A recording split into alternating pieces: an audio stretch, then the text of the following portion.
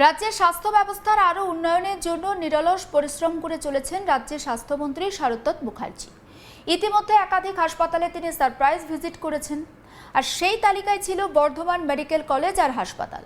শুধু সেখানেই নয়, টানা 3 দিন পূর্ব বর্ধমানের বিভিন্ন স্বাস্থ্যকেন্দ্র হাসপাতাল পরিদর্শনের পর রবিবার জেলার স্বাস্থ্য পরিষেবার সমস্যা এবং তার সমাধানের পথ নিয়ে ম্যারাথন বৈঠক করলেন স্বাস্থ্যমন্ত্রী শারদত্ত মুখার্জি।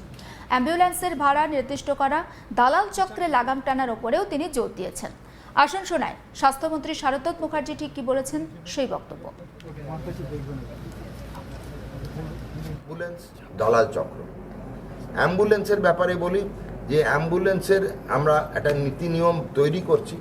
ডিএম ম্যাডাম, এসপি ম্যাডামকে বলা হয়েছে 3টে লেভেলের অ্যাম্বুলেন্স, একটা ট্রান্সপোর্ট অ্যাম্বুলেন্স, একটা অ্যাম্বুলেন্স উইথ বেসিক ইনফ্রাস্ট্রাকচার মানে অক্সিজেন, সাকশন যদি থাকে এই সাপ্লাই কার দেওয়া, নেবুলাইজার, আর একটা হচ্ছে অ্যাম্বুলেন্স উইথ আইসিইউ ফ্যাসিলিটি।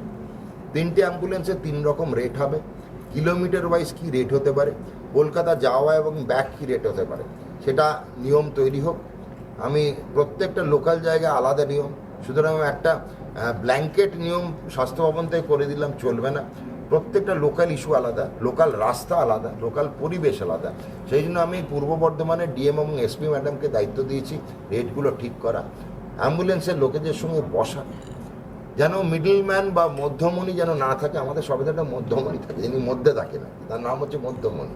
তাকে বাজে নামে ডাকা হয় দালাল, ইংরেজিতে বললে সুবিধা ব্রোকার, ইংরেজিতে যাই বলবেন না সাতক্ষণ মা, হ্যাঁ, তো সেই জন্য ব্রোকার। তা এইটাই নাকি বেশি পয়সার এদিক ওদিক হয়ে যায়। সেই জন্য চালক বলে আমি পয়সা পাই না কেন, ওকে তো দিতে হলো। আর গ্রাহক বলে আমি আবার পয়সা দেবো না, উনি তো নিয়ে নিলেন। চালক বলে উনি তো কেউ নন, এই নিয়ে ঝগড়াটা বাঁধে। তো এই গ্রাহক এবং পরিষেবা দেওয়ার চালক এর মধ্যে যেন তৃতীয় ব্যক্তি না থাকে, তার জন্য প্রচেষ্টা করা হচ্ছে। দেখুন, রাজ্যের প্রাক্তন মুখ্যমন্ত্রী মমতা ব্যানার্জিকেও নিশানা করেছেন স্বাস্থ্যমন্ত্রী। তিনি বলেন, অনেক হাসপাতাল রয়েছে, প্রধানমন্ত্রীর ন্যাশনাল হেলথ মিশন কোভিড কালে তৈরি করে দেওয়া হয়েছিল তখন, কিন্তু 4 জায়গায় আমরা দেখছি যে বিল্ডিংটা বন্ধ হয়ে রয়েছে। 100টা বেড একেবারে প্লাস্টিকে মোড়া, 100টি গদি প্লাস্টিকে মোড়া অবস্থায় পড়ে রয়েছে, 100টি ফুড টেবিল এবং বেড সাইড টেবিল পড়ে রয়েছে, ওটি টেবিল পড়েও রয়েছে। এবং যে ক্ষেত্র জায়গায় যে সেন্ট্রাল এয়ার কন্ডিশন, যে HDU বা ICU, নেফ্রোলজি, ডায়ালিসিস ইউনিট বলপূর্বক এবং ধান্দাপূর্বক বঞ্চনার ইঙ্গিতে প্রাক্তন মুখ্যমন্ত্রী বন্ধ করে রেখেছিলেন। যা কিছু মোদির নামে থাকে বা মোদির নাম থাকে যেখানে, সেখানেও ছ্যাঁকা লাগতো। একবার শোনাই স্বাস্থ্যমন্ত্রী শারদত্ত মুখার্জি বক্তব্য। হেলথ মিশন কোভিড কালে তৈরি করে দেওয়া হয়েছিল। এটা 4 জায়গায় আমি দেখেছি যে পুরো বন্ধ করে রয়েছে পুরো বিল্ডিংটা, এবং 100টা বেড প্লাস্টিকে মোড়া আছে, 100টি গদি প্লাস্টিকে মুড়ে পড়া রয়েছে, 100টি ফুড টেবিল এবং বেডসাইড টেবিল পড়া হয়েছে, ওটি টেবিল পড়ে রাখা হয়েছে, centrally air condition HDU, ICU, nephrology, dialysis unit বলপূর্বক, ধান্দাপূর্বক, বঞ্চনার ইঙ্গিতে মাননীয় প্রাক্তন মুখ্যমন্ত্রী বন্ধ করে রেখেছিলেন। কিন্তু যা কিছু মোদির নাম থাকে ওনার ছ্যাঁকা লাগতো, উনি চাইতেন না। উনি সেটা পশ্চিমবঙ্গের বাঙালি এবং বাংলার নাগরিককে বঞ্চিত করেছেন।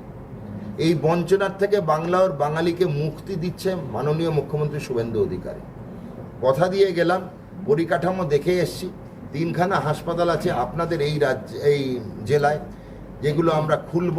মেমারি একটি, আরও 2, হ্যাঁ, অনাময় একটি, আর একটা হচ্ছে কাটোয়া, মঙ্গলকোটে মনে একটা আছে, মঙ্গলকোটে নেই, আরেকটা আছে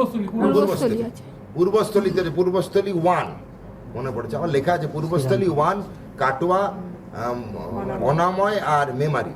এগুলো পুরো লক অ্যান্ড কিতে রয়েছে। আমরা এখানে যত তাড়াতাড়ি সম্ভব এয়ার কন্ডিশন পরিষেবা দিতে চলেছি। সেটা আমার জন্য না, বাহবা নিচ্ছে না রাজ্য সরকার। আমরা নমস্কার জানাচ্ছি কেন্দ্রীয় সরকারকে, আর ধিক্কার জানাচ্ছি প্রাক্তন রাজ্য সরকার এবং প্রাক্তন মুখ্যমন্ত্রী মমতা বন্দ্যোপাধ্যায়কে এই বাঙালিকে বঞ্চিত রাখার জন্য। এক্সিলেন্ট সিস্টেমে তৈরি, 2টো করে সিঁড়ি, 2খানা লিফট, 4খানা লিফট, লিফটের সামনে দাঁড়ানোর পাখা, সব পাখা অবধি লাগিয়ে দেওয়া হয়েছে, সব এয়ার কন্ডিশন রেখে রাখা আছে। ভালো ভালো কোম্পানির হিতাচি লেভেলের এয়ার কন্ডিশন, সেগুলো ফেলে রাখা হয়েছে 2021-22 থেকে। ক্যান্সার হসপিটাল সেটাও বন্ধ করে রাখা হয়েছে।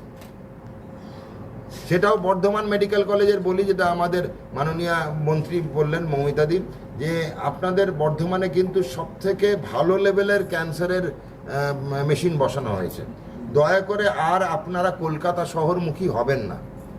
এখানে ক্যান্সারের 30টি ডে কেয়ার কেমোথেরাপির বেড রয়েছে, ব্যবহার করুন। অত্যাধুনিক ক্যান্সারের রেডিয়েশন থেরাপির মেশিন রয়েছে, ব্যবহার করুন। প্রচণ্ড উচ্চশিক্ষিত হাইলি ট্রেন্ড ক্যান্সারের ডাক্তারবাবুরা রয়েছে, আমার পরিচিত তাদের ট্রেনিং সম্বন্ধে আমি দায়িত্ব নিয়ে বলতে পারি, ওরকম ভালো ট্রেনিং এইমস থেকে পাশ করা সব দিল্লি, ওর মধ্যে ভালো ট্রেন ডাক্তার কলকাতায় পাওয়া বিরল, এখানে রয়েছে। পরিষেবা নিচ্ছেন না আপনারা। তো আপনাদের হাত জোড় করে বলি, বর্ধমানের নাগরিককে, পূর্ব বর্ধমান নাগরিককে যে পরিষেবা মাননীয় প্রাক্তন মুখ্যমন্ত্রী মমতা বন্দ্যোপাধ্যায় আপনাদের বঞ্চিত করেছিলেন, সেগুলো আবার খোলা হবে। দেখুন, রাজ্যের বর্তমান স্বাস্থ্যমন্ত্রী শারদত্ত মুখার্জি, তিনি রাজ্যের বিভিন্ন হাসপাতালগুলোতে একেবারে সারপ্রাইজ ভিজিট করছেন, এবং সারপ্রাইজ ভিজিট করে তিনি যে সমস্ত জিনিস একেবারে প্রত্যক্ষ করছেন, সেই জিনিসগুলো কিন্তু তিনি পরে সাংবাদিকদের সামনে এসে তার ব্রিফিংও দিচ্ছেন। ঠিক যেমনটা বর্ধমান মেডিকেল কলেজে তিনি খুব সম্প্রতি গিয়েছিলেন, এবং সেখানে যাওয়ার পর তিনি দেখেছেন যে কোভিডকালে যে সমস্ত জিনিস হাসপাতালের জন্য অ্যালট করা হয়েছিল, সেগুলোতে প্রত্যেকটাই কেন্দ্রীয় সরকার অর্থাৎ প্রধানমন্ত্রী নরেন্দ্র মোদীর ট্যাগ ছিল। কিন্তু তৎকালীন মুখ্যমন্ত্রী মমতা ব্যানার্জি সেই সমস্ত জিনিসপত্র ব্যবহার করেননি। তিনি স্পষ্ট বলছেন 100টা বেড নাকি প্লাস্টিকে মোড়া রয়েছে, এবং 100টা বেডে যে সমস্ত থাকার জিনিসপত্র অর্থাৎ স্পঞ্জ বা গদি, সেগুলোও প্লাস্টিকে মোড়া রয়েছে। তাছাড়া সেই সময় যে সমস্ত ইনস্ট্রুমেন্ট, মেডিকেল ইনস্ট্রুমেন্ট দেওয়া হয়েছিল, সেগুলো নাকি ব্যবহার করা হয়নি। তিনি কি বলছেন? তিনি বলছেন যে মোদির নাম থাকলে নাকি মমতা ব্যানার্জির গায়ে ছ্যাঁকা লাগতো। কিন্তু রাজ্যে এখন ক্ষমতার পালাবদল হয়েছে, ডাবল ইঞ্জিন সরকার চলছে, তাই প্রত্যেকটা হাসপাতালে যেমন কেন্দ্রীয় সরকার যে সুবিধা দিচ্ছে, সেই সুবিধা যেমন প্রত্যেকটা হাসপাতালে পৌঁছে দেওয়া হবে, পাশাপাশি রাজ্য সরকারও কিন্তু হাসপাতালগুলোর জন্য যথেষ্ট ভালোভাবে সাহায্য করবেন, এটা একেবারে স্পষ্ট করে দিয়েছেন স্বাস্থ্যমন্ত্রী শারদত্ত মুখার্জি। শুধুমাত্র যে স্বাস্থ্যমন্ত্রী শারদত্ত মুখার্জি বিভিন্ন জায়গায় সারপ্রাইজ ভিজিট করছেন এমনটা নয়, স্বাস্থ্য প্রতিমন্ত্রী সুমনা সরকার তিনিও কিন্তু সারপ্রাইজ ভিজিট করছেন। খুব সম্প্রতি আমরা দেখিয়েছিলাম যে তিনি একটি হাসপাতালে সারপ্রাইজ ভিজিট করেছেন। সেখানে ওপিডি শুরু হয় সকাল 9টা থেকে, টিকিট দেওয়া হয়, রোগীদের হয়রানির শিকার হতে হয়, তাদের আত্মীয়দের হয়রানির শিকার হতে হয়। তিনি বলছেন যে না, ওপিডি সকাল 9টা নয়, সকাল 7টা থেকেই টিকিট দেওয়ার ব্যবস্থা করতে হবে। এইরকম নানান আপডেট আপনাদের কাছে পৌঁছে দিতে থাকবো। অবশ্যই আপনি নজর রাখুন আজ তাক বাংলায়, সাবস্ক্রাইব করতে ভুলবেন না।